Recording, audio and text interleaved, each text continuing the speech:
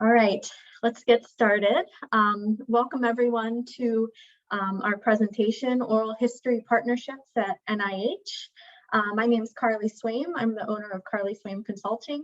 I'll be moderating the panel today or presentations and leading the Q&A period as well. This panel is going to be discussing how the National Institutes of Health capture oral histories across its offices, centers, institutes that make up the agency. So the National Institutes of Health, as I'm sure you all joining know, is the nation's medical research agency. It's been making important discoveries that improve health and save lives for over a century now.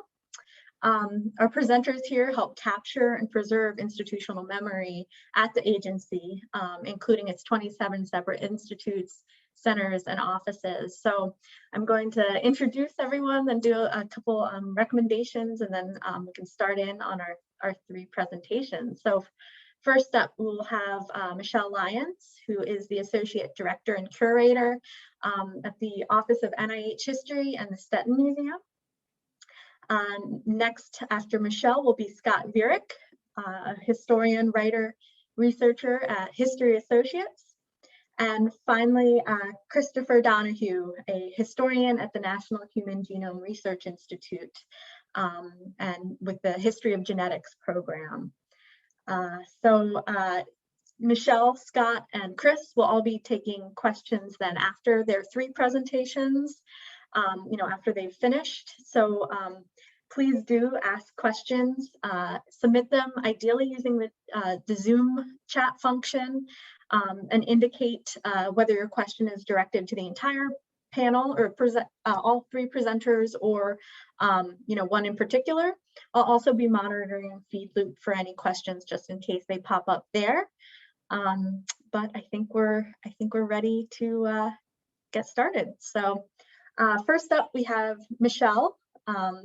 As I mentioned, she's the Associate Director and Curator at the Office of NIH History and Stetton Museum. She's been curator at NIH's DeWitt Stetton Junior Museum since 1995, having previously worked at the U.S. Information Agency's Exhibit Services and the Building Museum. She received her master's degree in museum administration from George Washington University in 1989. At the Office of NIH History and Stetton Museum, Michelle has created over 20 physical and virtual exhibits, manages and grows a collection of over 3,600 objects, writes books, articles, and social media, oversees organizations of the organization of the archival collection, and carries a lot of boxes. Her research interests include the National Institute of Health during the 1930s and minority women at NIH. So take it away, Michelle. Thank you.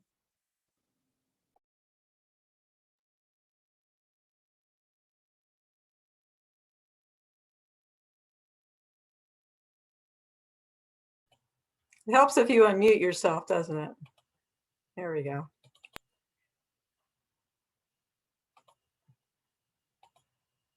All right, can you all see that? We got it. Okay, great. So this is a picture of a typical oral history done by the first professional historian at NIH, Dr. Wyndham Miles. He performed about 30 or more oral histories in the 1960s and 70s. This is what ended up, how they ended up. They ended up in the National Library of Medicine. He wasn't able to get them all transcribed from the tapes, so most of them still have abstracts. None of them are available online. You have to go to the National Library and request them. It's something Wyndham Miles is shown here doing.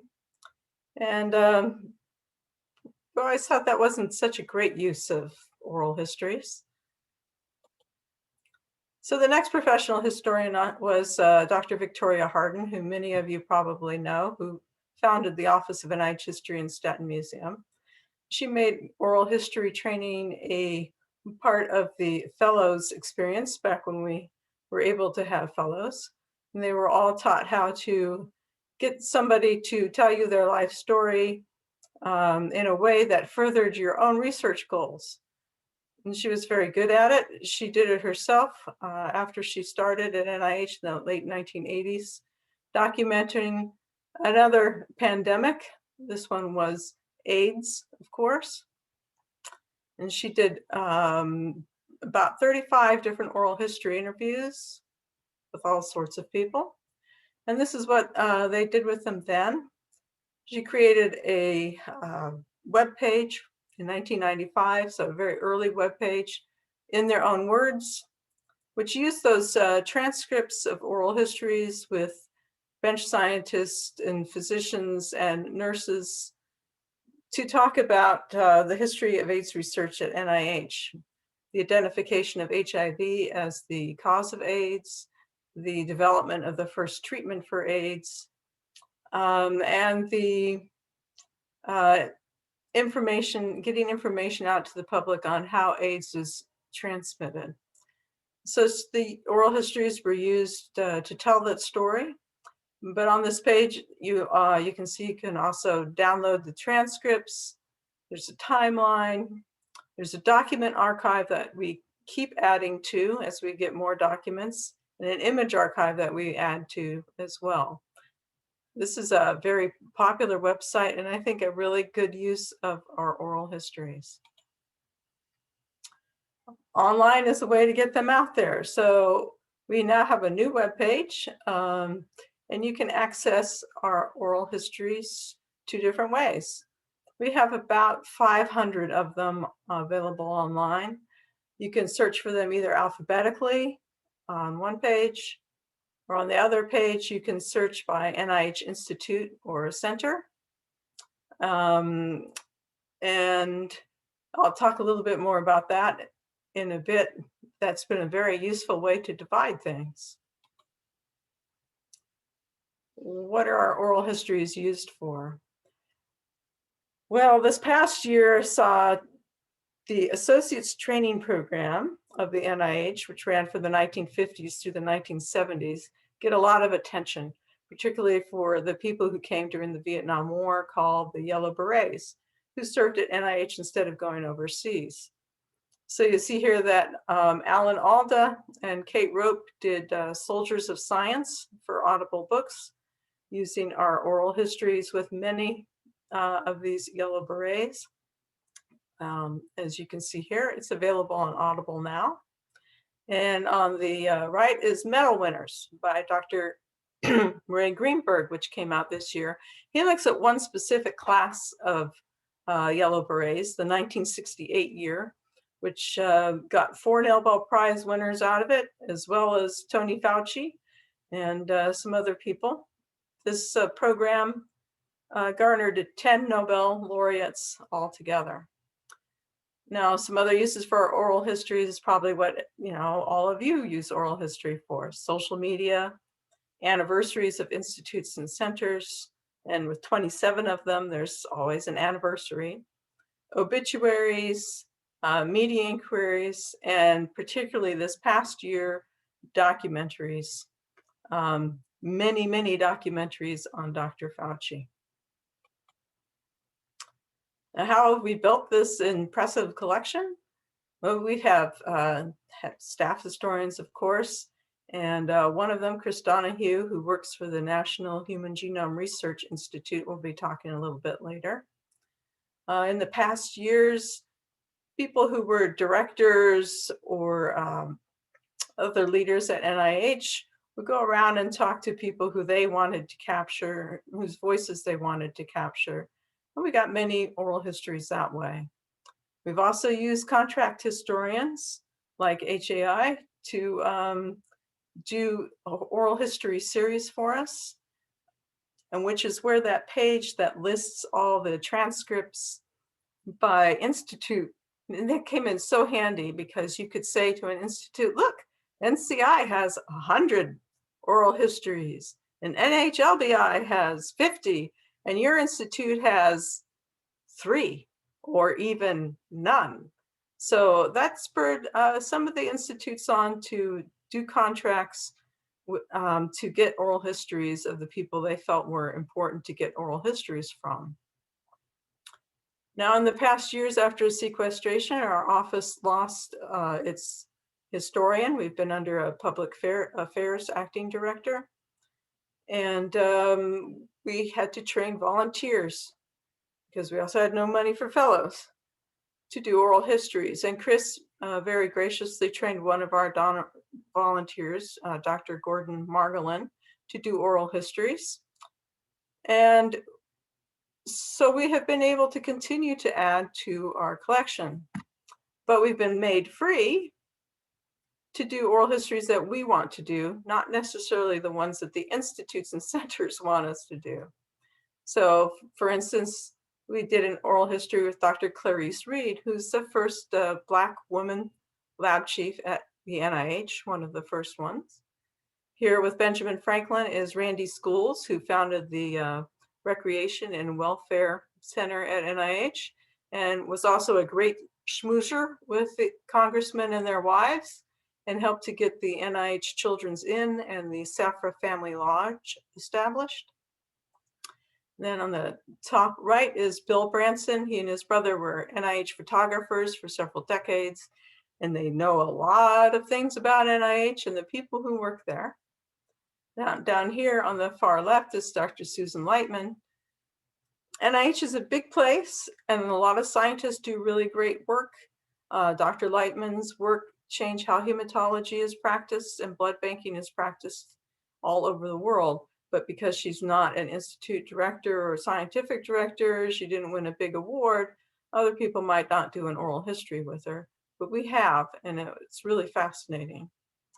The woman in the middle is Dorothy McGowan, who was an administrative assistant in the 1970s, who had the temerity to ask, why does NIH automatically address every letter to Dear Sir instead of Dear Procurement Officer, which of course raised a very good point and resulted in the degenderization of the correspondence at NIH. And we've even done an oral history with a fax-2 machine with the help of the scientist who worked it. Well, then came COVID in March 2020, and NIH pretty much shut down. I took these pictures on May 5th. When I went in, it's building 1 with its empty parking lot, which is the building where the NIH director and those people all work.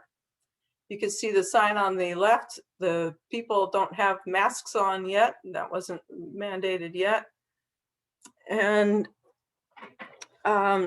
so quickly, as the weeks went on, the question changed from when do we get to go back to work to how are we going to document this period of history?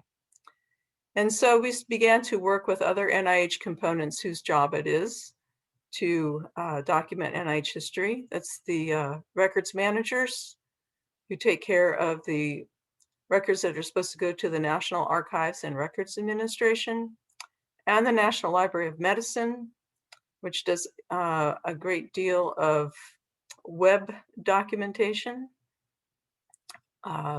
We all have different collecting focuses. So NLM covers all of medical history of all time, but our office covers NIH. So we also began work with other NIH components, such as the Office of Research Services and the Office of Research Facilities, who were doing a heavy load at that time to make sure the campus was safe for the patients, the clinicians, and the scientists who were still working there. And then we began working with the communications directors of the 27 institutes and centers to collect what each institute was doing. So this is kind of a little diagram of this. Everything in a square is an official NIH program that we are trying to document, and all the other things are topics that we've been trying to document as well. NIH has over 44,000 people. 60% of NIH laboratories changed in the first few months of last spring to focus on COVID. So there is a lot to document, and we have an office of 2 people. So we came up with what probably a lot of you, being public historians, did for your institutions. We probably shamelessly copied some of you too, with a Behind the Mask initiative on the web, where NIH staff and volunteers and contractors could share their experiences with COVID with us. And I really just love this graphic collage put together by one of the nurses in the clinical center. And on this page, people could share their experiences guided by prompted questions and things like that.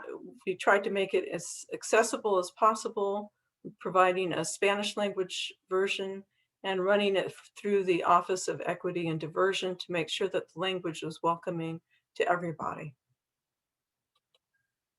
And these are some of the things that we've gotten out of it. This is a little flower made out of the screening tags. As you go into the clinical center, you would get one every day. One of the chefs at the clinical center made flowers out of them and donated them.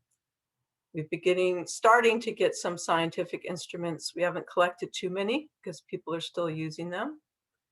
We've collected many, many photographs, hundreds of different photographs taken by many different people. Scientific graphics, public information campaign materials, both on the web and physical materials. People sent in their videos, their own videos that they made, or their scientific presentations that they had given. We had people write essays or answer the prompted questions. And then we discovered that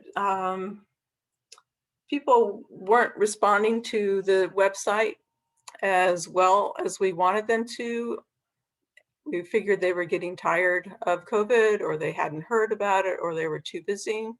And on our side, we wanted to target who we documented a little better. So we began researching the programs and who was doing interesting science and reaching out to them. We talked to the ICs to get the names of the people to do our own interviews with. And we tried to make the interviews not very burdensome. This is Gabrielle Barr, our archivist, who joined us in April and has only been on campus 2 times, and now I think 3 times maybe. She is the one who's doing the oral history interviews. Right now, at this photo, you can see that she's talking with a clinical director of the National Heart, Lung, and Blood Institute at the clinical center. She's spoken with IC directors, with bench scientists, with grants officers, because you had millions of dollars coming in. The grants officers had to get that money out the door to the right people to do the research. And also talking to people about minority and health disparities and vaccine hesitation. So these interviews aren't nearly as polished and nice looking as the ones Chris Donahue will probably show you at his talk. They're done in Gabrielle's brother's bedroom and wherever the person may be, whether it's in the clinic, in their office, at home with the doorbells going off and the children and dogs interrupting, in their laboratories, or in one case, in a car after the physician had been on taking care of COVID patients for 36 hours straight. So this is, we've done over 50 of these interviews now. And the process is that Gabrielle does them. She puts them on YouTube, which generates a very basic transcript. We have a dedicated but small group of volunteers who takes the transcripts and turns them into what the transcripts look like online. Then I go over the transcripts for formatting and to make sure everything is spelled correctly. The person interviewed okays it, and then it's put up on our webpage. We're also adding links to people's papers as they come out. And Dr. Compton wanted to also add this graphic abstract. We think this is a nice bundle for having an oral history and the paper in one place.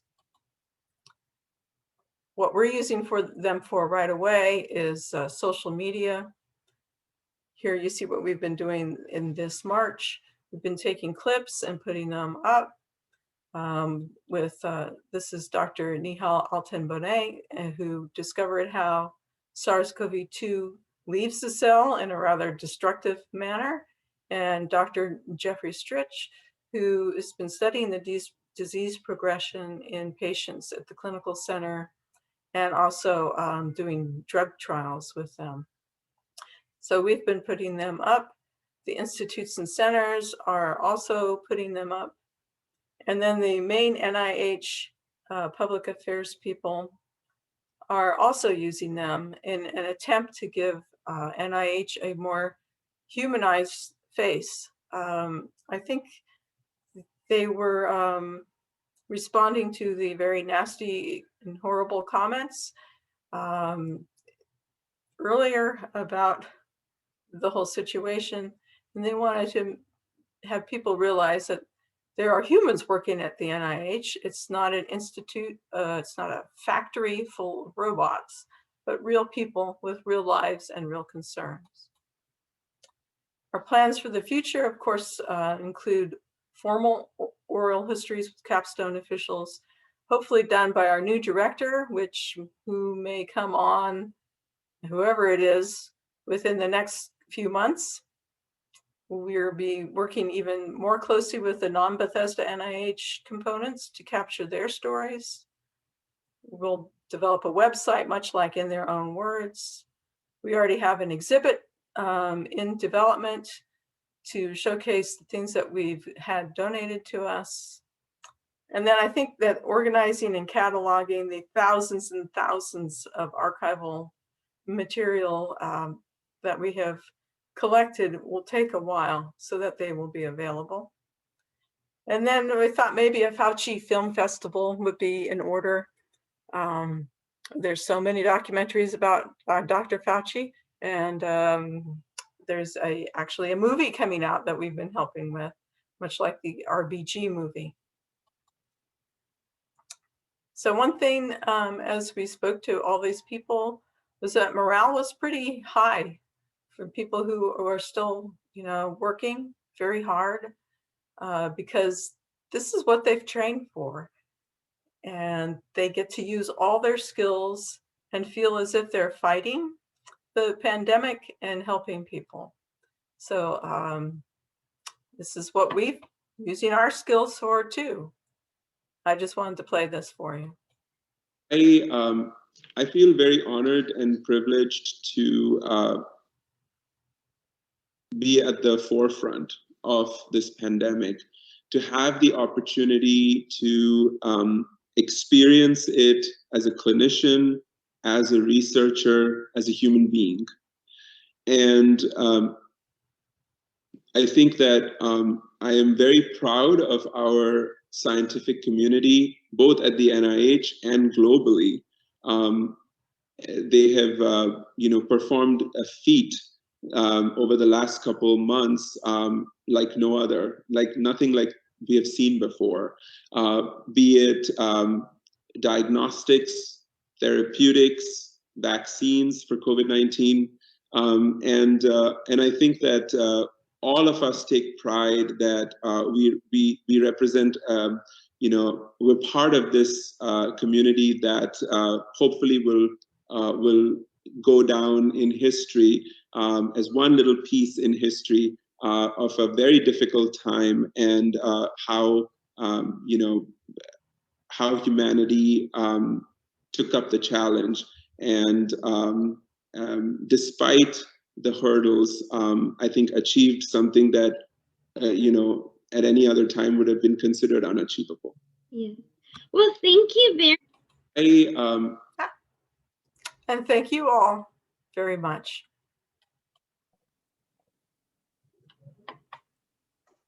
Great. Thanks so much, Michelle. That was some really good stories and perspectives shared there. I should mention to our audience that we actually had planned originally to do this presentation at last year's Society for History in the Federal Government before it was canceled last March. So as you can, I'm sure, imagine, some of our presentation or some of the presentations have adjusted since last year. So very good. Our next panelist is Scott Vierick. He's a historian, writer, and researcher at History Associates, also known as HAI. In addition to creating exhibits and facilitating interpretive planning projects, Scott has conducted oral histories for both government and corporate clients. He's also a former National Park Service employee at Harper's Ferry. He holds a bachelor's degree in history and government from William and Mary, a certificate in museum management from the Virginia Association of Museums, a graduate certificate in public administration from the University of Virginia. And if that weren't enough, he's now also working towards his MPA at Virginia Tech.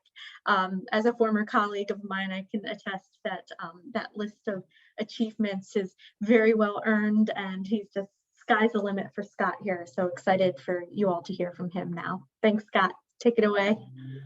Thank you, Carly. I appreciate those kind words of introduction. I'm going to get my screen set up, so just bear with me for one quick moment. All right. Start the presentation. All right, so hello again, everyone. My name is Scott Vierick, and I'm looking forward to chatting with you all about the ongoing collaboration between History Associates Incorporated, the company that I work for, and the National Institutes of Health when it comes to oral histories.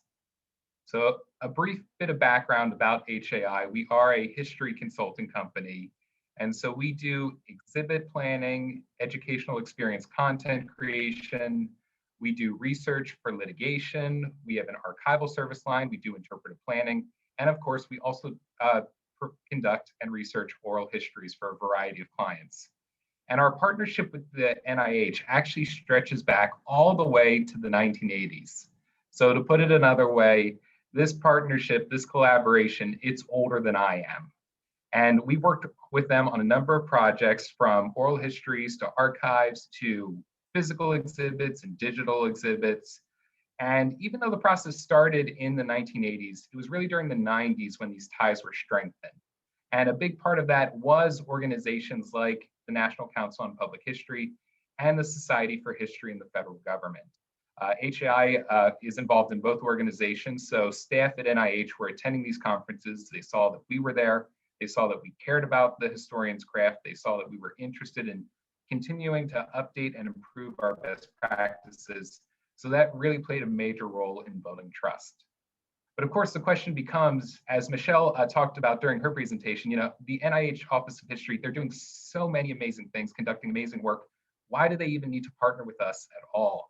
What's History Associates' role? How do we fit into the broader picture? Well, there's three major reasons why an institution, whether it's NIH or another organization, would want to have someone else outside of a dedicated historian or staff oral history practitioner conduct an oral history. One of the biggest, of course, is time and staffing concerns. As Michelle said, her staff right now is very small. They're doing a million different things. So they might not have time to conduct the research, prep for the interview, conduct the interview, and then do the follow-up tasks. So it can be easier to hand it off to somebody else. Again, maybe it's a consulting company, maybe it's a volunteer, maybe it's a longtime colleague of the interviewee or a family member, and have them do it instead. Another reason that organizations might want to bring in somebody else to conduct an oral history interview is trust. So particularly when a subject, excuse me, is controversial or is sensitive, or if the interviewee is somewhat reluctant to talk, it can help to have a family member or a longtime coworker or friend conduct the interview. To give you an example right there in the picture on the slide, the gentleman on the right, he's actually being interviewed by his own daughter. So again, they've got that family bond between them, which helps build trust. And finally, the third reason to bring on somebody else is expertise. Oral history, of course, it's a craft and a science where you need to understand how to structure the questions, when to speak, when to stand back, when to reorient the discussion, but also how to set up the equipment, how to make sure that everything's recording, what to do if technical issues arise, what to do after the oral history is completed. So it can be very helpful to bring on somebody who has experience with that, who knows what they're doing, who has previous experience that they can leverage so that you can be confident in the final product. But I do want to stress, it is really important to find the right combination of these factors that fit your need. What's your current situation? Who do you want to interview? What are the most important things for you in this project? So again, looking at trust, if I were to say interview that gentleman in the picture, would I have the same level of trust with him as he does with his daughter? Absolutely not. I like to think that with the research I conduct that I'd be able to make him feel comfortable, make him willing to share his story, but there's no way he's going to look at me as though I was his kid. Like, it's just not going to happen. So you really need to find the right combination that fits for you. Again, sometimes it makes sense to have somebody conduct the history who has that trust. Other times you want the expertise, you want it done in an efficient manner, or you can't have one of your own staff do it. So you have an outside consultant or a volunteer do the work. So again, it's all about finding out what works best for you. So what's the process like when NIH reaches out to history associates to conduct some oral histories? Well, typically the process involves a specific institute, center, or office paying for the histories themselves. So they're the ones we have the contract with. But the Office of NIH History really serves as a conduit and a resource for the project. So they're going to be the ones who ultimately receive the final product. So they're there for quality control, making sure that the institute knows how the process is going to go, what the final product's going to look like. Again, make sure that the outside consultant is doing their job. And they're also just a great resource for us as we start our research. When I did my first NIH oral history, I asked my boss at the time, well, how should I get started? What's the first resource I should go to? And he said to me, email Michelle Lyons. And it was very good advice. They have the sources, they know what's there, what's not. So they're an important part of our own research as we get started with preparing to interview the staff at NIH. And I do want to stress these interviews, sometimes they're conducted as just standalone efforts where we do the oral history, a transcript is made, and then it's added to the archive. Other times they're in service to a larger project, maybe a book, an exhibit, or an online experience. So over the course of the partnership, we've had the experience and the honor to work with a number of institutes and offices. Some of our first oral history projects were with the National Institute of Dental and Craniofacial Research. The National Eye Institute was another early client. We've also done a number of oral histories in several separate projects throughout the years for the National Cancer Institute. We've done oral histories relating to the Children's Inn. We also conducted oral histories for the National Institute of Nursing, which we then took those oral histories and used them to write a book about the Institute's history as part of an anniversary effort. We've also done oral histories with the Office of Research Facilities, the Clinical Center, and finally, the Office of Behavioral and Social Science Research, where we conducted oral histories that were then used as part of an online timeline. So again, you're seeing oral histories being conducted for a variety of purposes here. So what is our research process like when we get hired by NIH? After I've reached out to Michelle, what's the next steps beyond there? Well, typically we start by conducting general research on the institute or office itself. When was it founded? How has it changed over the years? What's its mission? How's that mission changed? What notable employees have there been? And then from there, we then conduct person-specific research on the interviewee. So figuring out when did they join the institute? How long have they been there? What events were they at the institute for that they witnessed or participated in? And depending on who we're interviewing, sometimes there's a lot of information, sometimes there's less information. So to give you an example, at one of the interviews that I had the pleasure to do was with a gentleman named Tony Clifford, who was the chief engineer at the Office of Research Facilities. And there were some documents about him, but there wasn't a huge amount. So that was, again, a great reason why oral histories are so important, is that they can help fill in these gaps in a person's career. But I didn't have a huge amount of research to go through before I sat down with him for his interview. By contrast, if history associates were, say, hired to do an interview with Dr. Fauci, there's a lot of information about him, a lot of articles, a lot of documentaries, as Michelle was talking about. There's been oral histories done with him in the past. So that would all be part of our research, and also making sure that we read those oral history transcripts so that our interview doesn't retread what's already been collected. So again, the level of research, the time it takes really varies depending on the person. But once the research is completed, then we conduct the interview. Typically, they last between an hour to 2 hours, most are around 90 minutes or so. And then once the interview is completed, we have a transcriptor transcribe it. And I will say, for those of you considering your own oral history projects, if you can find the money to have a professional transcriptionist do the transcribing for you, do it. Transcribing takes a lot of time, a lot of effort. Some people really enjoy it, other people not so much. So again, if you can get the funds to do it and have somebody else do the transcribing for you, absolutely support the folks who've made it their career and save yourself the headache. And so after we get the transcription back, we review it, highlight any errors, correct any, make any edits as necessary. We typically also provide some type of front matter, which is normally a short author interviewee bio and a summary of the oral history itself. It's then sent to the interviewee for their review, and then finally submitted and added to the NIH archive. So what's the big value of the oral histories, whether to the NIH or to any organization, or just history in general? I mean, the biggest benefit is they provide new insights and knowledge that can't really be obtained through other sources, or if they can be obtained, might be kind of hard to find or piece together. When you're conducting an oral history, you can get a sense of a person's career, their whole story, and really use that to mark out and figure out leads for future research. So again, a great example of this was when I was interviewing Mr. Clifford. He talked about the process of getting Wi-Fi at the children's end so that the parents of children involved in clinical trials could continue to do work, could continue to be connected, and remove some of the stress facing them as their kids battled these illnesses. And so that was a story he explained to me right there. If I was trying to piece the story together, it would take a lot of going through documents, and I might not even be in place. So having that oral history there allows me to target my research moving forward. Of course, not oral histories aren't a perfect source. No source is perfect. So if you are using an oral history as part of, say, a book or an exhibit, it is important to compare them with other sources that are available. But again, they really provide a lot of value, both in terms of understanding a story and directing future research. Beyond that, there's just a really powerful human connection as well.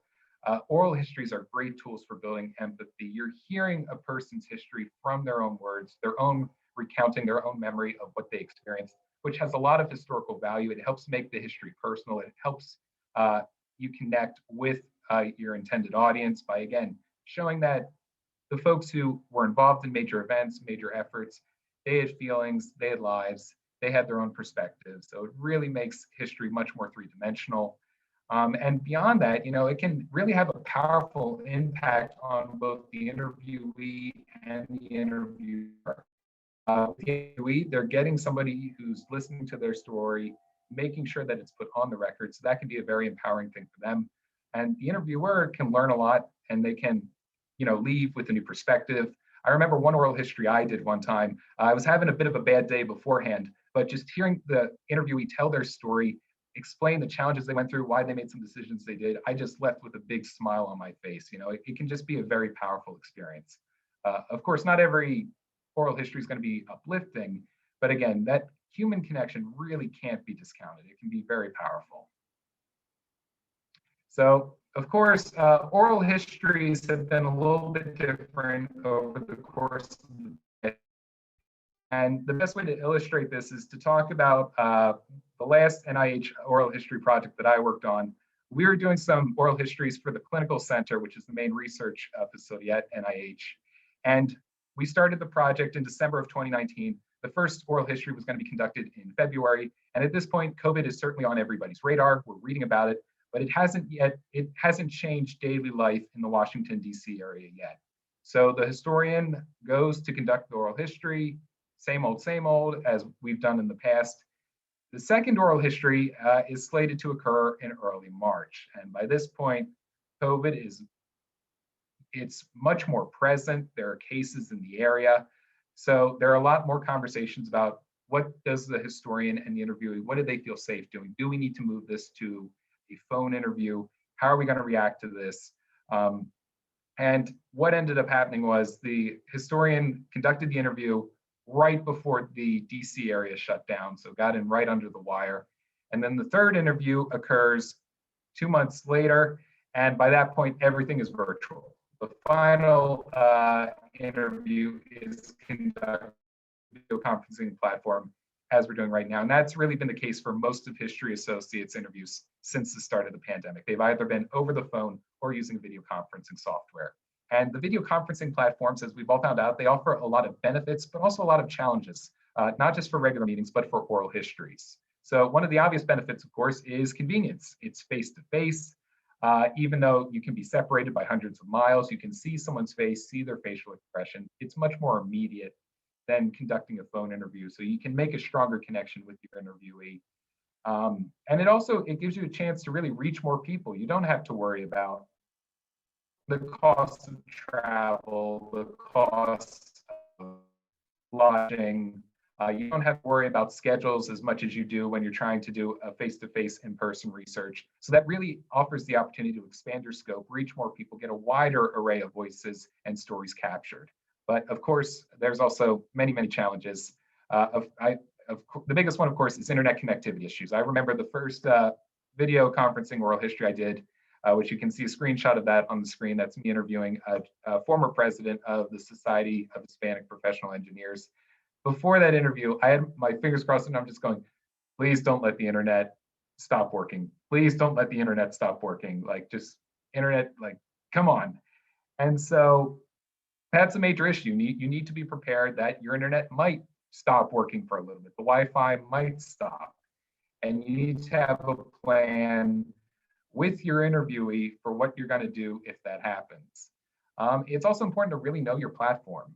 So most of us, we might be familiar with Zoom, but that doesn't mean that we're experts on it. And of course, depending on which Zoom you're using, there's going to be different features available. And also, what's the final use for the oral history that you're collecting? If it's just for the archive, then the screen probably doesn't matter. But if you're hoping to use it as part of a documentary, then you got to figure out, do you want to have both the interviewee and the interviewer, their screen at the same size as is seen in the screenshot, or should the interviewee's face be larger and then the screen of the interviewer be minimized? So that's challenges you need to work through. And you also need to have more coaching with the interviewee. Again, you need to make sure they understand the platform. Even those of us who've been using these platforms for a long time are not going to be experts on them. So I definitely recommend, if you are conducting an oral history over video conferencing platform, set up a time a couple days before the interview where both of you will get on the platform, have a discussion, work out any technical issues so that both of you are confident when it's time for the actual oral history to be conducted. All right, so given the events of the past year, as well as ongoing trends that we noticed even before COVID-19 hit, what does this mean for the future of oral histories and the next steps for us at History Associates? I think for one thing is you have a very much heightened awareness of the importance of recording stories given the events of the past year. We've had a global pandemic that has impacted pretty much everyone all over the globe. In the United States, you've had widespread protests against racism and police brutality. You've had a very contentious presidential election. So people are very much aware that there's a lot of disruption going on. History is happening right now, and it's important to get these stories collected, both from a national perspective and from an institutional perspective. You're also seeing a greater interest in using these oral histories in digital formats. So making it, as Michelle was alluding to, they're not just going to the archive anymore. They're being used on social media. They're being used as part of digital exhibits. One organization actually takes oral histories, cuts them down to 5 minutes with the major points, and then pairs them with video and on-screen text to tell short but very emotionally engaging stories. You're also seeing, and this was something that we were already noticing before the pandemic hit, that when we're getting hired to do oral histories, it's not just the long-term employees we're getting asked to interview.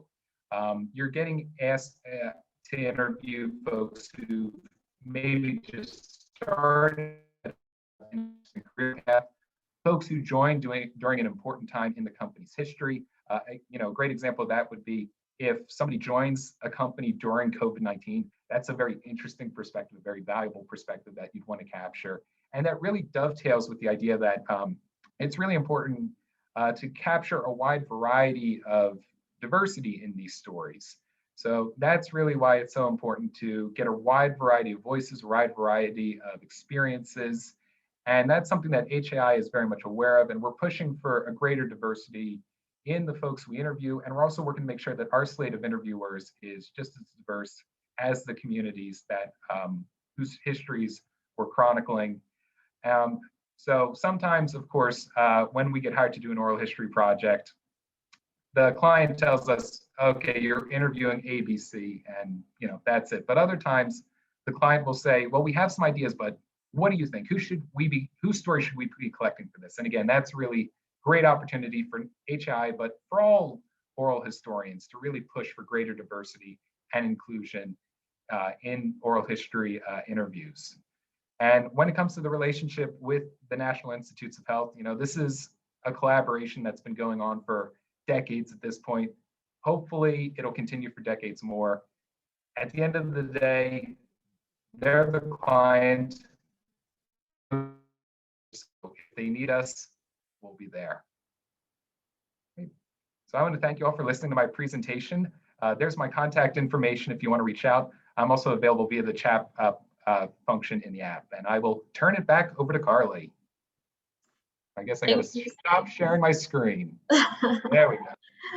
Very good. Thank you, Scott. Those were some really great insights that you shared with us.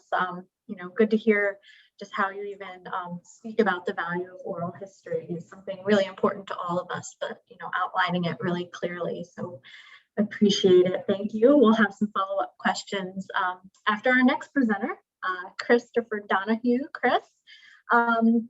Chris is a historian at the National Human Genome Research Institute, or NHGRI.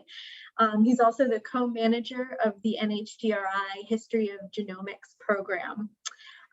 He's an editor of a special issue published in 2018 on the history of genomics and the Human Genome Project for the Journal of the History of Biology, and a special issue on genetics and eugenics for the studies in the history of philosophy and biology, and the biomedical sciences studies part C, both of which are in press.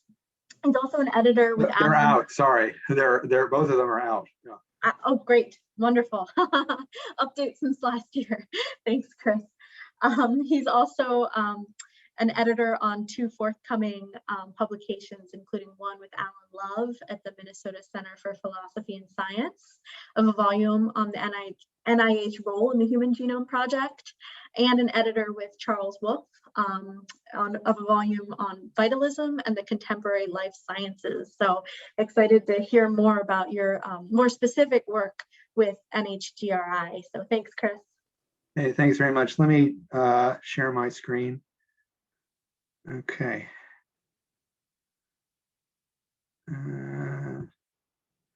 All right, you can see everything. Okay. We can, if you're able to, maximize it too, so that we can Right. see. That would be great. Yeah, Thank you.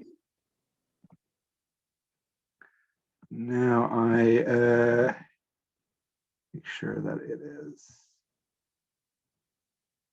Okay, good. So I'm Chris Donahue. I'm the NHGRI's historian. Some facts and background. I am a historian of genetics and population biology. I have wide interests in the 19th and 20th century life sciences, and also the history of eugenics, deterministic ideological uses of biology and genetics. The NHGRI, so I'm not a public historian, so this is a very interesting forum and a fascinating group to present in front of. NHGRI is one of 27 institutes and centers. The NHGRI History of Genomics program covers mostly extramurally funded science, which means that NHGRI basically funds labs outside of the NIH to do science and then guides how that science is conducted. So that's the history that I am most interested in. That is something like 85% of the NHGRI budget. But I'm not covering for the history of the labs on campus at the moment. The oral history effort is part of the wider history of genomics program. That includes an archive of about 800,000 documents, a postdoc program where we're bringing on an associate historian postdoc, conferences on history of biology and genetics, as well as sort of archival methods, digitization, database development. We have a number of scholarly works that we work closely with outside scholars in development. And we work with about 40 or so scholars in our archives so that they can produce scholarly work with our archives and with our oral histories. And that history genomics program was begun in 2014. The history genomics program was begun in 2012. So oral histories in 2014, the program itself in 2012. The reason that we started doing oral histories at the NHGRI is many staff were retiring. So it was kind of a triage thing. The oral histories then as now are really focused on the science itself, on life, on career, really reconstructing the history of the science, thinking about mentorship, doing some very specific focus topics in genetics, biology, technology development, histories of computation. For me, it takes about 20 hours of research to do each oral history, and I've done the vast majority of them. One of the benefits is that we have an on-site archive that I helped develop, which I'm able to basically cross-check a lot of the research. So I have that access, and we do follow-up interviews in many ways where if there's a discrepancy with what somebody says and what we know from the archive, oftentimes we'll follow up and say, well, in this month and this year, you actually were doing this. Is that the case? Or sometimes they will ask me to follow up in that way. So increasingly, as we've gone beyond the staff retiring focus into the wider genomics sort of grantee community, into scientists in general doing sort of genetics in the past 20 years, it's become increasingly diverse, increasingly interesting in terms of how the field is really transforming because of new technologies and new methods. And we're just really trying to capture that dynamism in the field. So in addition, we're also bringing on more people. The history genomics is 5 or 6 folks who help me basically with everything in a variety of roles, but we're also bringing on a postdoc to supplement my expertise and also to help with oral history. So the funding comes directly out of the Office of the Director, and I work I'm embedded and within and under the Communications and Public Liaison branch, and without their help, I would not be able to do very much anything in this regard. So these are what most of our oral histories at this point look like. They are on YouTube. They are also available on this website that I have not so gracefully pasted at the top.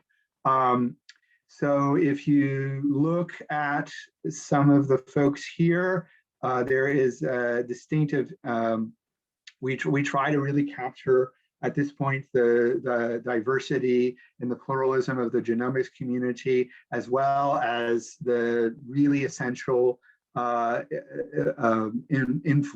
really essential perspective of staff as well. So Mark Geyer is so down at the very, I think it would be right corner. That's Mark Geyer and Jane Peterson. Really fantastic, legendary staff members, and you have lots of other scientists, ethicists, editors in this mix as well. So we have a very interesting, good mix of oral histories. So we have about 80 oral histories filmed in about the 7 or so years since this project has started. 50 or so are posted. They are transcribed, they are posted to YouTube, they are closed captioned. The transcriptions are professional. Occasionally they need a few corrections. We also do clips on Facebook or Facebook and Twitter. Everything is 508 compliant, so it's accessible. And there's a whole web team that handles that aspect. I oversee QC, which means that in many cases I'm approving the edits. I'm making sure that the transcriptions line up. I'm looking at all these quality issues when they arise, and I'm usually extraordinarily impressed by the quality and the professionalism of it. Before COVID, we had almost all the interviews were done in an in-camera studio with a fantastic video production and video editor. And we have an ongoing sort of transcription service infrastructure. Let's see, we plan to do about 15 this year. COVID is obviously a challenge, and as I said, we're going to bring on a postdoc who is going to be working on kind of more individualized, perhaps more broader histories of science in the community.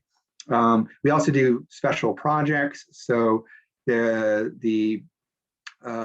year was the 30th anniversary of something called the Human Genome Project. So for that, we had an all-star list of interviewees that we were able to assemble. That basically was a special campaign where essentially we were able to not entirely film, but edit and then repost, edit, and then newly post basically 30 oral histories in basically in a I think it was like 11 months. And that was a fascinating experience because it was very, very intensive. It required the work of the entire History of Genomics program and the CPLV branch. And it got a lot of social media attention and was really fascinating in terms of kind of getting the history of genomics and the history of contemporary science at the NIH, at our little section of the NIH out there. So with COVID, it's the question of to Zoom or not to Zoom. Zoom is a tool, and like all tools, there are costs and benefits, yes, costs and benefits. So with Zoom, you have a real ability to get many more people. You don't have to travel them. You don't really have to mind them, and they are much more comfortable, I think, doing a Zoom interview because individuals are basically just sitting in their living rooms, having a cup of coffee, and that's fine.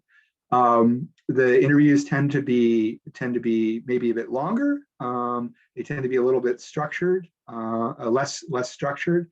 They tend to be a little bit lower quality in terms of how the video looks.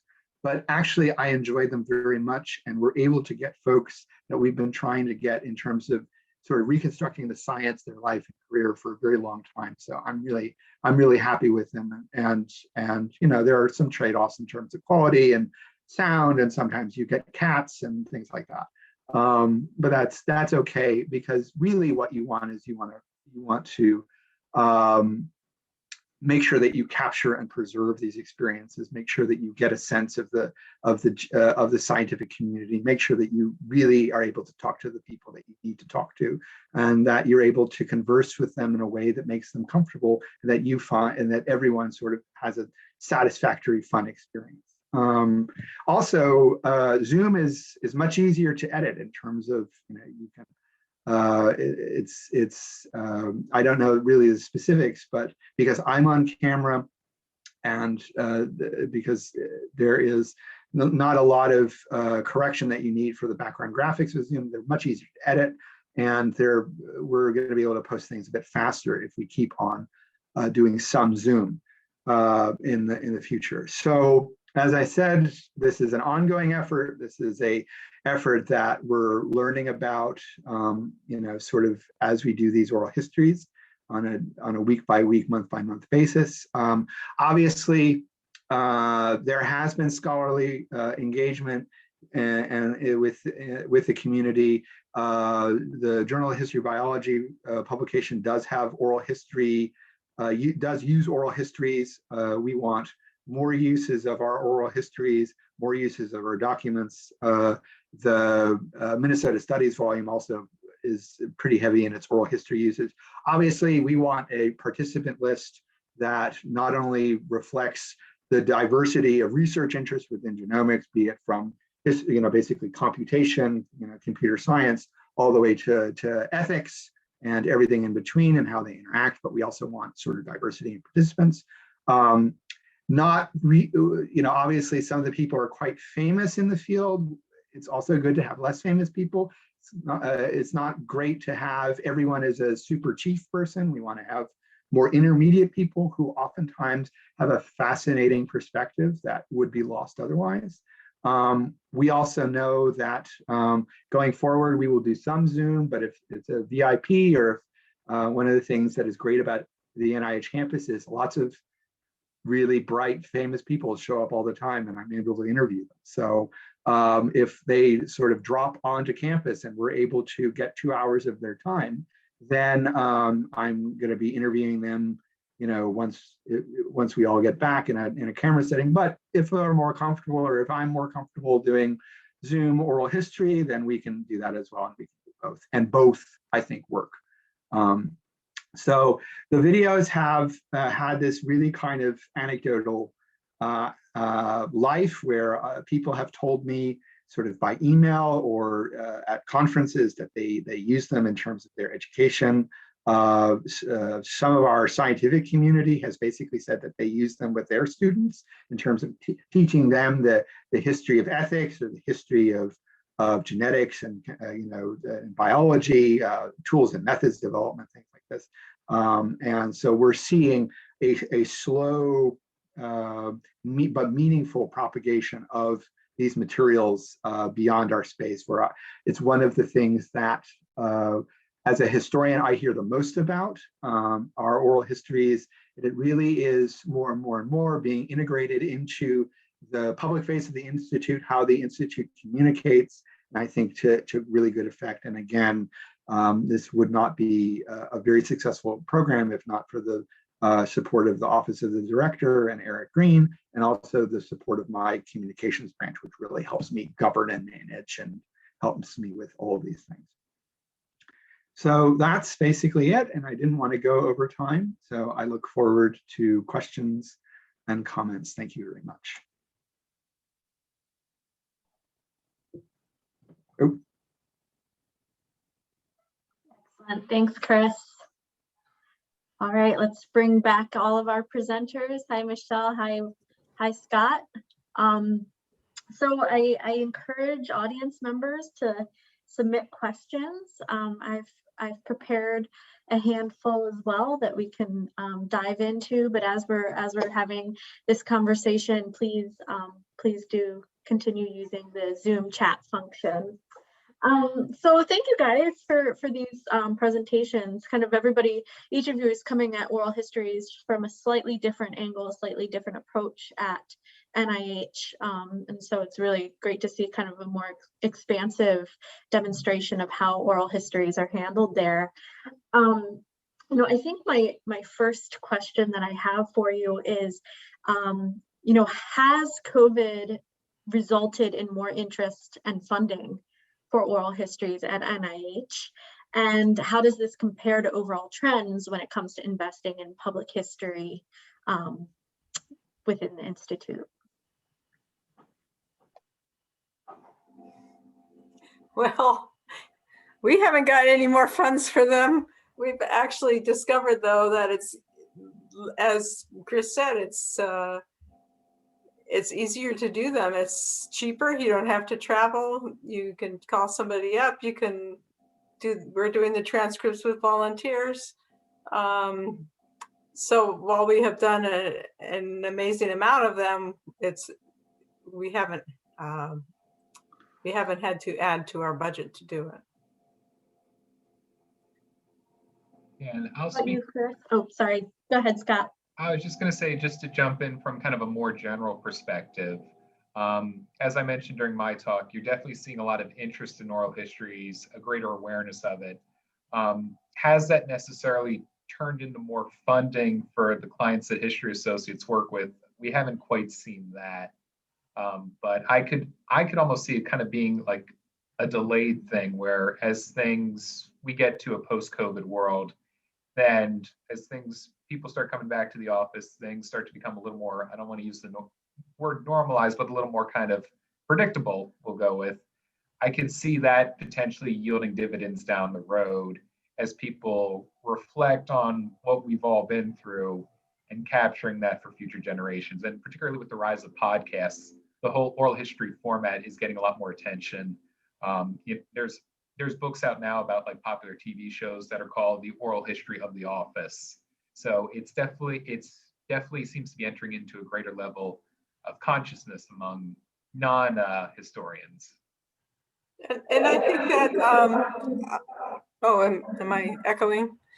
I think that it also might broaden who is getting oral histories done. I mean, obviously, there will be formal oral histories done with Dr. Collins and Dr. Fauci and,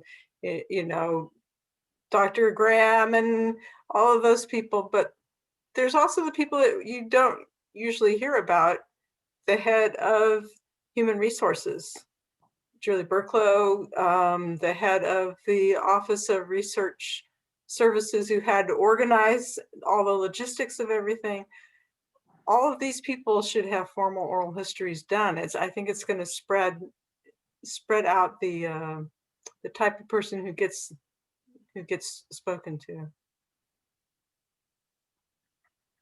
Yeah, I would absolutely agree with Michelle.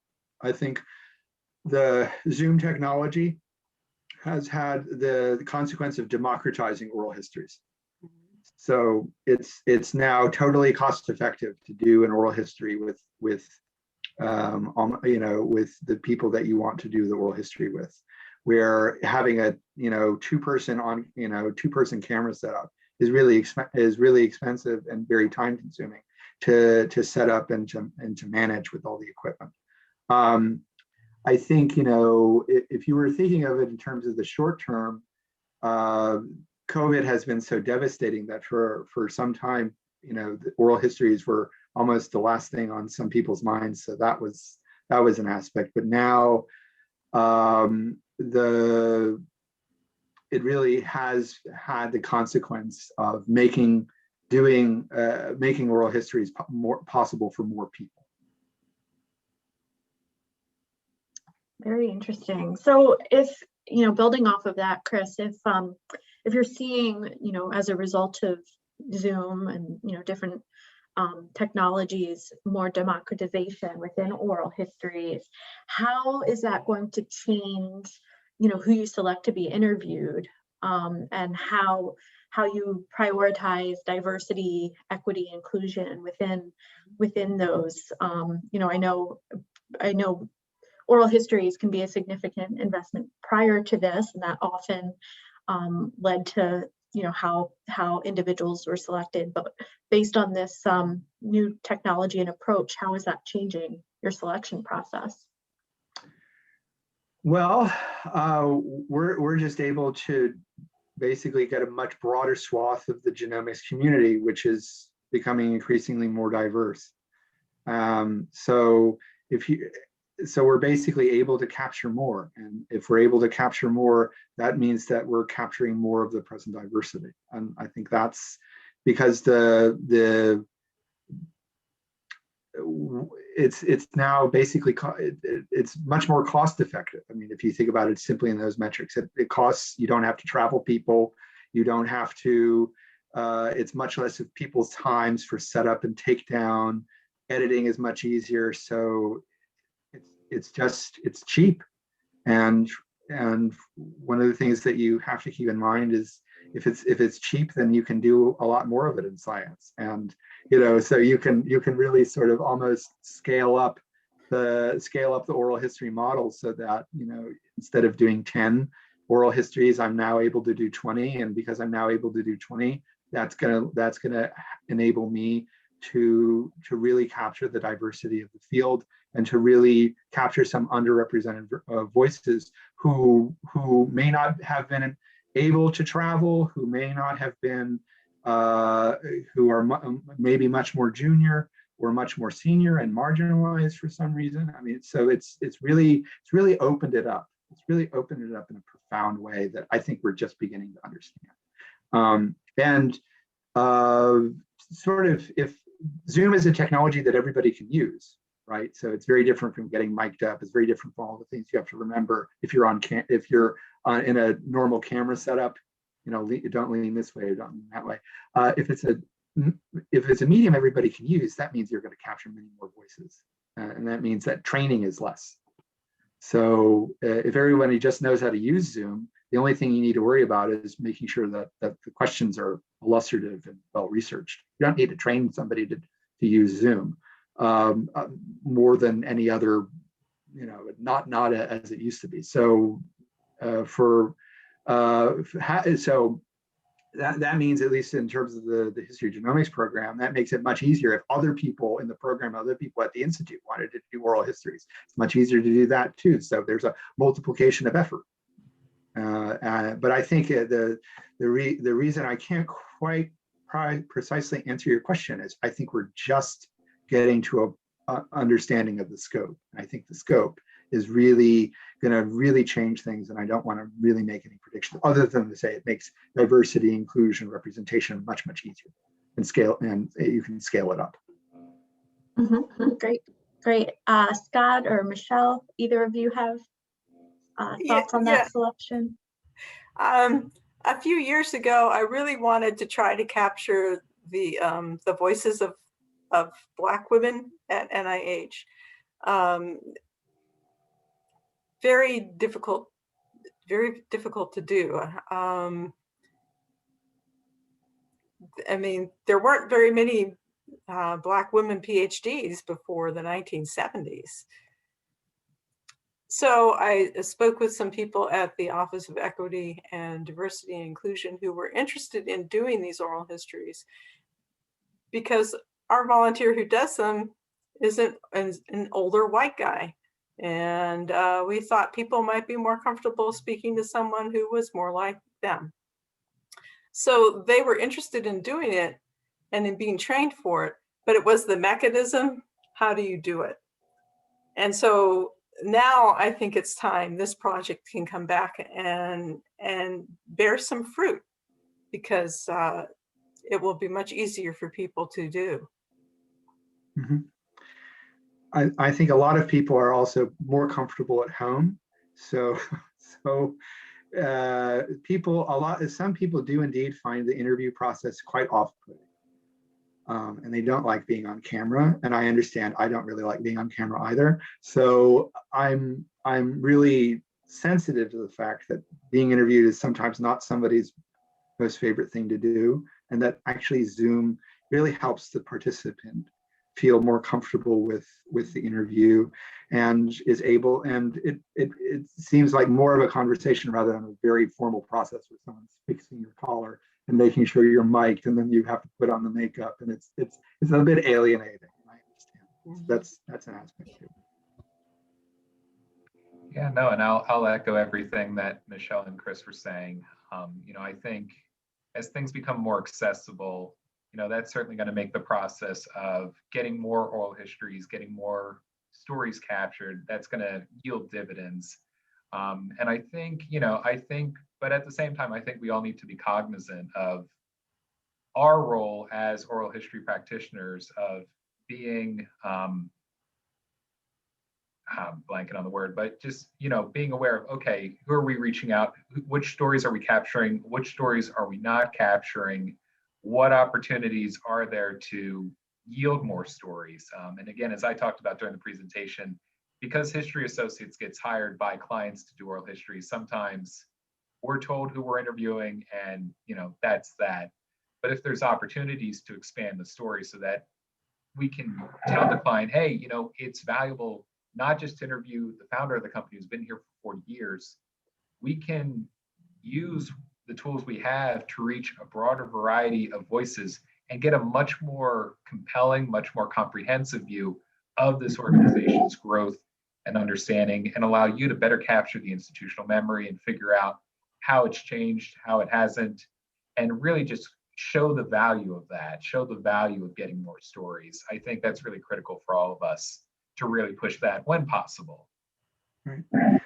I mean, as a historian, one of the things that I find that is essential is you have to listen, and so that you really ensure that you are getting the voices that you need to get. So, and oftentimes when I'm talking to folks in the grantee community, they will say, you need to get this person because this person has not been interviewed, or this person for whatever reason will never be interviewed, and I'm worried that their voice is being lost. So my role as somebody who does oral histories for the Institute is very different from, say, my role as a historian doing research, where my research interests are very focused. But in terms of doing oral histories, for the Institute, that's a stewardship process. So the most important thing to do, irregardless of all the phraseology and all the technology that we can go through, is to listen.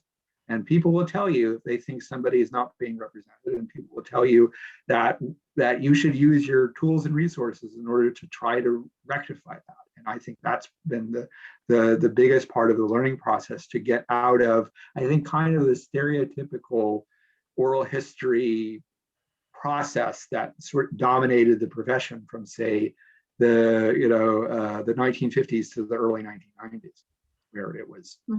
I love that, Chris. It's a classic oral historian answer. How do you make the selection process? You listen. That's great. Right. We actually have a question from an audience member here, Mike Reese. Hi, Mike. Mike asks, how do you all deal with capturing evolving and sometimes fast-moving science your interviews might be involved in? Great question. Michelle, do you want to perhaps kick us off? Well, we try to keep abreast of this fast-moving science. Yeah, we're looking at the press releases. We're talking to the communications officers, knowing what's coming out. We also have our scientists who we have relationships with, who we talk to, and who tell us, as Chris was saying, who we should talk to. So we try to do the research to see where things are going. And sometimes we found some of the research, the very basic research, is kind of difficult to understand. And it can be hard to get people to explain it in ways that everybody else can understand it. And I think that's the biggest challenge that we face. Mm-hmm. Yeah, and I'll definitely echo that. At History Associates, we've got a great variety of historians who have a lot of specialties, and we also work with other oral historians that we vouch for and that we know their quality is exceptional, who are interested in these topics. So that can help, but yeah, certainly as things evolve, that can definitely be a challenge to make sure that you're up to date, especially because, again, we're historians, we're not scientists, we're not in the lab conducting this research. But depending on what the final use is of the oral history, that can actually be an opportunity. So if the historian has kind of a basic understanding, even if they don't know the latest developments, so much of oral history is asking questions. So being able to ask those questions, and if you're wondering about that, then your future audience might be too. So being able to ask those questions and get those answers from the folks conducting the resource, it's, in some ways it's a challenge, but in other ways it's an opportunity to really capture this research and insights as it is new, and then use that to communicate to the broader public about the importance of the work that's being done. Yeah, I don't, I fully agree with all of that. I would say, in addition, that it's really, really hard keeping up on the contemporary developments in genomics and genetics.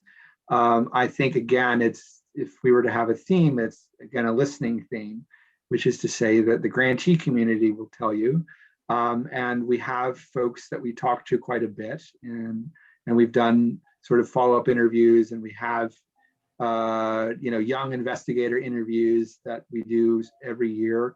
And we ask those folks to really give us a sense of where the field is going. So then we essentially are able to prepare a little bit in terms of our priorities. But again, this is something which I wouldn't be able to do without the support of the Institute and the support of my branch and the other folks history of genomics program, because more than anything else, keeping up with the science is really hard work.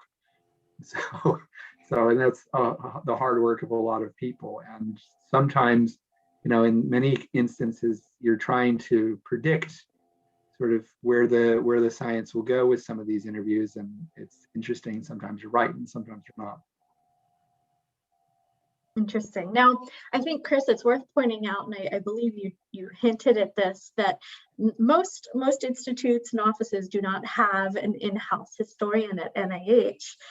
So you're in a fairly envious position from that perspective. So my next question is actually about something that is near and dear to most public historians' hearts, which is incentivizing, getting funding for these sort of things. Michelle mentioned that the Office of History actually posts, the interviews, the number of interviews that have been conducted, almost to kind of encourage other institutes and offices to invest and participate. So I was wondering, how do you go about getting, more investment and more interest in your programs? In terms of the oral histories, well, I think this is where the communications branch is so important. We actually not only do oral histories, but we do sort of these oral history campaigns where there's a whole social media, basically, I guess, campaign, to reuse the word, where we do clips, and the oral histories are really important to my branch. And that, I think, gets them out there and gets them on the web, and incentivizes, sort of people looking at them. And it's basically just in a certain way to make them tools of communication. I think. All right, so I'm actually going to come to an answer. So I think the more that you can, in a certain way, to make oral histories tools that you are able to communicate about science with, the better off you will be. So there's a stereotype that I never thought was true anyway, that oral histories are basically about these past stuff, and that it really doesn't have any relevance to how science is done now. And it was kind of difficult to communicate with the public about. But actually, oral histories are really, really useful to communicating very basic concepts, scientific concepts with the public about. And in particular, they really highlight these amazing individuals who have done amazing work. So, and that, of course, that's not all oral histories do, but I think if you are able to get that element in your interview, and then they are able to kind of post it or display it on social media through another mechanism, that really gets people looking at Twitter or Facebook. And we've gotten a lot of really good feedback from our networks about these interviews, because it really seems to make science look really, really cool. And scientists from a variety of backgrounds look really dynamic.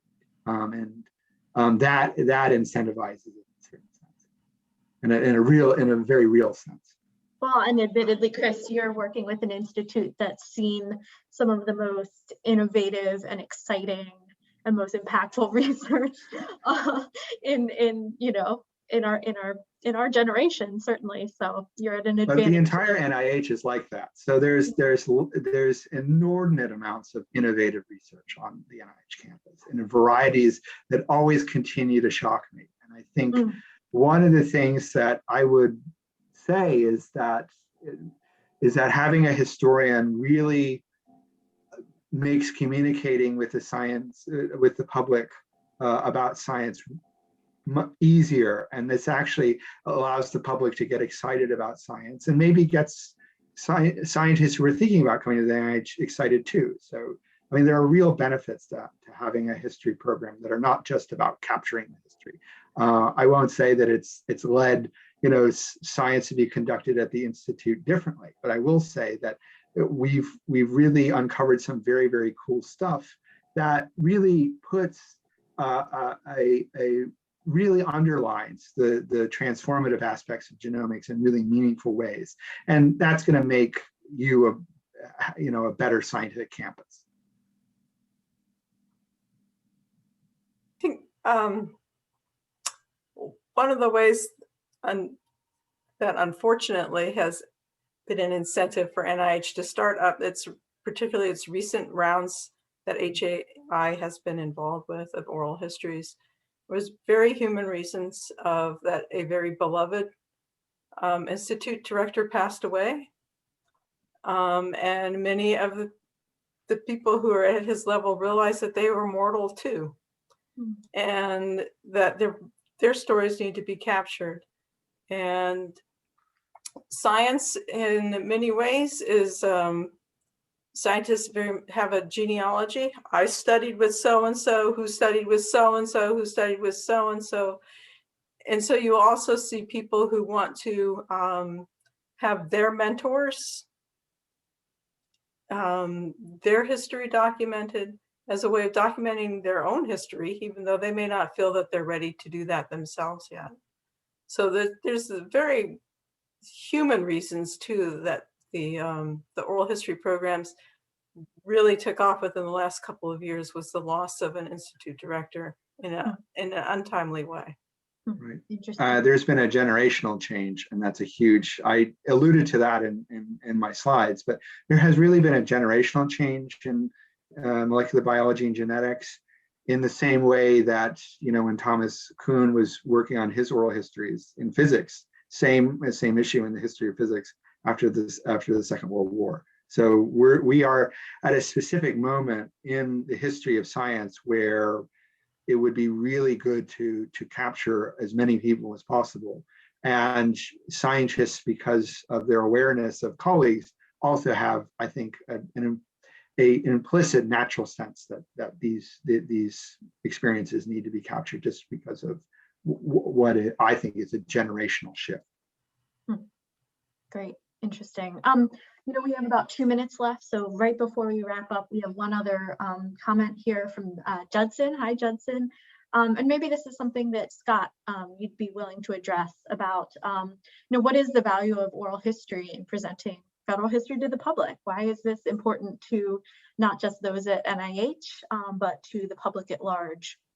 Yeah, no, absolutely. I mean, for the one sense, it's communicating the history, but and I mean, there's many reasons that I could spend a good half hour talking about, but because we're getting close, I'll just focus on presenting the history to the public. And also, as I was alluding to during my presentation, making that human connection, particularly when it comes to the federal government. The popular stereotype of a government employee is somebody dressed like me, honestly, like a gray suited person going to work in a big stone office somewhere. And so being able to share, communicate that the folks working in the federal government are humans. They have their own desires, their achievements. Many of them at the NIH, they're doing really interesting work that impacts everybody. And hopefully, maybe perhaps one of the positives of this whole pandemic is that people do have a greater appreciation for the work that NIH is doing. And just, again, it really highlights the diversity of people working in the federal government, the roles they're doing, beyond the NIH. You could get some great oral histories of park rangers at the National Park Service and everything that they experience.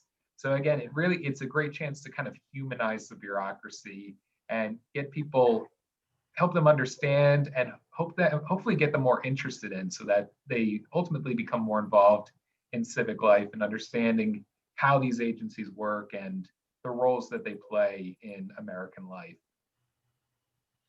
Excellent. Very good. Well, I think we're just about at time. So thank you, Chris, Scott, Michelle. Wonderful presentations today. Also like to thank NCPH for hosting this this presentation, and hope you all have a nice rest of the conference and Friday and weekend. So thanks, everybody. Thank you.